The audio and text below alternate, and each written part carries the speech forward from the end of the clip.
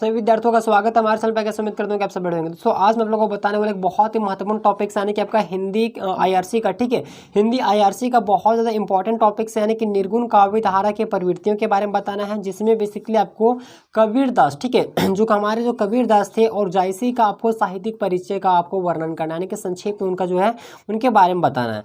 तो देखिए पहले हम जानेंगे कि निर्गुण काव्य धारा क्या होता है। तो निर्गुण काव्य धारा एक विशेष साहित्यिक प्रवृत्ति है, ठीक है, क्या है, एक विशेष साहित्यिक प्रवृत्ति है जो भारतीय साहित्य के भक्ति काल में उभरा। यानी कि दोस्तों जो हमारा निर्गुण साहित्यकार यानी कि जो निर्गुण काव्य धारा है क्या है, एक विशेष साहित्यिक प्रवृत्ति है जो हमारे भारत की, ठीक है, जो हमारे भारत के साहित्य के भक्ति काल में क्या हुआ, ये उभरा, ठीक है। तो इस धारा के अनुसार अगर हम देखें तो ईश्वर को निराकार यानी कि निर्गुण और अद्वितीय, ठीक है, अद्वितीय, जिसे अद्वैतवादी माना जाता है। और यह जो है ये धारा जो किसके द्वारा दिया गया था, तो ये शंकराचार्य द्वारा जो है प्रभावित हुआ। और उसके बाद मतलब कई प्रकार के कवियों ने इसमें जो है वो अपने अपने रचनात्मक कार्य भी मतलब कि किया। तो देखिए निर्गुण काव्य धारा के बारे में तो मैंने आप लोगों को बेसिकली बता दिया। अब देखिए कबीरदास और आपका जायसी के बारे में यानी कि संक्षेप में आपको जो है वर्णन करना है। तो चलिए हम बात करते हैं कि कबीरदास जी के बारे में आप लोगों को कुछ बताते हैं, ठीक है। तो कबीरदास जिन्हें विशेषता भगत सिंह के नाम से भी जाना जाता है, यानी कि कबीरदास जिनको हम विशेषता किससे, भगत सिंह के नाम से भी इनको जानते हैं। एक मशहूर हिंदी कवि और स्वतंत्रता सेनानी थे, यानी कि कबीरदास जी तो थे वो एक मशहूर हिंदी कवि और स्वतंत्रता सेनानी थे। इन्होंने अपनी रचनाओं के माध्यम से स्वतंत्रता संग्राम को भी अभिव्यक्ति दी और भारतीय स्वतंत्रता आंदोलन के महत्वपूर्ण व्यक्तियों में से जो है एक बने, ठीक है। संत कवि कबीरदास, ठीक है, संत कवि कबीरदास जी का अगर हम जन्म देखें तो 15वीं शताब्दी के मध्य यानी कि 1398 ईस्वी में, ठीक है, 1398 ईस्वी में काशी वाराणसी उत्तर प्रदेश में हुआ था।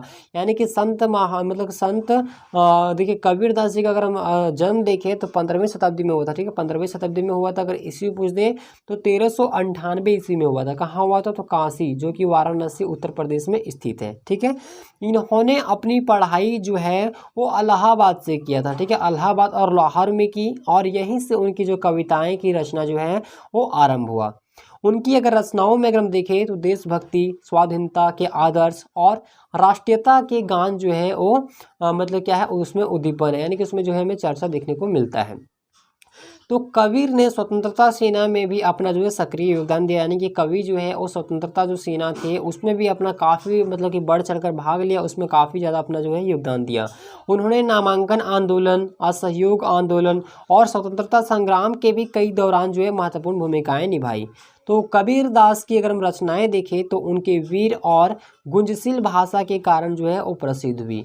उनकी कविताएं आधुनिक हिंदी साहित्य की एक महत्वपूर्ण धारा थी और उन्होंने अपनी कला के माध्यम से जो है वो जन साधारण के मन में देशभक्ति और आज़ादी की भावनाएं जगाई।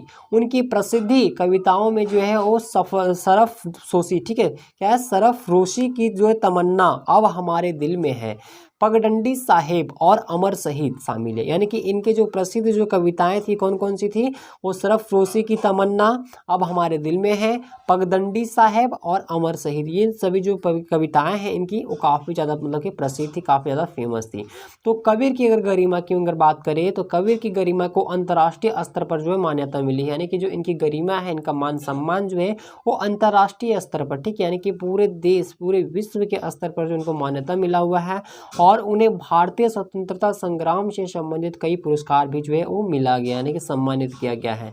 उन्होंने अपनी जीवनी में जो है वीरता, साहस, देशभक्ति के महत्वपूर्ण सिद्धांतों को जो है प्रतिष्ठित किया है। और कबीरदास जी की मृत्यु की अगर बात करें तो 1494 ईस्वी में जो है मगहर में हुआ था। इनकी जन्म कब हुआ था, तो 1398 में हुआ था, 1398 में जन्म हुआ था, जो कि वाराणसी में हुआ था। तो वहीं अगर मृत्यु की बात करें तो 1494 ईस्वी में जो है वो मगहर में हुआ था, ठीक है। कबीरदास की मृत्यु कहाँ हुआ था, तो मगहर में हुआ था, ठीक है। तो ऐसा यह माना जाता है दोस्तों कि उन्हें क्या है कि अपनी मृत्यु का जो अंदेशा पहले ही हो गया था, यानी कि उनका जो मृत्यु होने वाला है उसका अंदेशा, यानी कि उनको होता है ना कि कभी किसी किसी को अगर मृत्यु होने वाला है तो उसको पहले ही पता चल जाता है कि उसका मृत्यु होने वाला है। तो ठीक इसी तरह से जो है कबीरदास जी को ये इस बात का अंदेशा हो गया कि उसका जो मृत्यु होने वाला है। वहीं कुछ लोगों का मानना ये भी है कि कबीरदास जी को जो है वो मगहर जाने के लिए क्या किया गया था, मजबूर किया गया था। तो ये था कबीरदास जी के बारे में मैंने संक्षेप आपको वर्णन इनके संक्षेप परिचय में आप लोग को बता दिया कबीरदास जी कैसे थे, उनका जन्म कब हुआ, कब मृत्यु हुआ, सभी चीज़ों के बारे में आप लोग को बता दिया है। अब देखिए दूसरा जो टॉपिक देगा आपका जायसी के बारे में। जायसी के बारे में आपको जो है संक्षेप आपको वर्णन करना था। क्योंकि जायसी जो है एक अवधि कवि थे। क्या थे? एक अवधि कवि थे जिन्होंने रामायण के अद्वितीय रूप से रचना की। उनका मानना था कि ईश्वर सभी प्राणियों में समान रूप से स्थित है और यदि हम दूसरों के दुख को समझते हैं तो हमें ईश्वर को जो है वो आंशिक अनुभव भी हो सकता है। और उनकी रचनाएं भारतीय साहित्य में भी जो है महत्वपूर्ण स्थान रखती है और निर्गुण काव्य के जो प्रमुख उदाहरण मतलब कि माना जाता है।